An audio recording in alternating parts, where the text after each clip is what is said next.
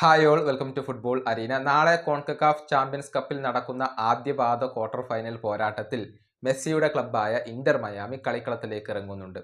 Loss Angeles FC ആണ് അവരുടെ എതിരാളികൾ. നാളെ രാവിലെ ഇന്ത്യൻ സമയം 9 മണിക്കാണ് ഈ മത്സരം നടക്കുക.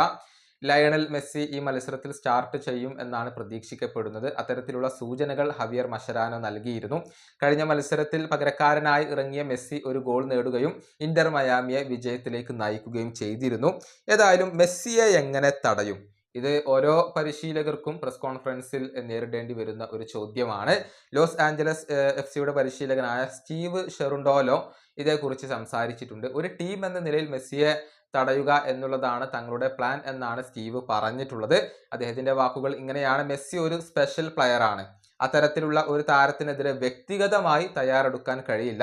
തീർച്ചയായും അത് ടീമിന്റെ എഫേർട്ട് ആയിരിക്കണം. നാളെ കളിക്കളത്തിലേക്ക് ഇറങ്ങുന്ന എല്ലാവരുടെയും ഉത്തരവാദിത്തമാണ് മെസ്സിയെയും സംഘത്തെയും തടയൽ. മെസ്സിയെ പോലെയുള്ള ഒരു സ്പെഷ്യൽ പ്ലെയർ ഉണ്ടാകുമ്പോൾ എല്ലാവരും അവരെ തടയാൻ ശ്രമിക്കണം. നമ്മുടെ സാന്നിധ്യം നമ്മൾ നിർബന്ധമായും അറിയിക്കേണ്ടതുണ്ട്. ഇതാണ് എതിർ പരിശീലകൻ പറഞ്ഞിട്ടുള്ളത്. ഏതായാലും ഒരു ഇടവേളയ്ക്ക് ശേഷമായിരുന്നു മെസ്സി കഴിഞ്ഞ മത്സരത്തിൽ ഇറങ്ങിയത്. അദ്ദേഹം ഗോളടിച്ചു എന്നുള്ളത് ഇന്റർ മയാമിക്ക് സന്തോഷം നൽകുന്ന കാര്യമാണ്. സമീപകാലത്ത് മികച്ച പ്രകടനം നടത്താൻ ഇന്റർ മയാമിക്ക് കഴിയുന്നുണ്ട്. അവസാനമായി കളിച്ച 5 മത്സരങ്ങളിലും അവർ വിജയങ്ങൾ സ്വന്തമാക്കിയിട്ടുണ്ട്.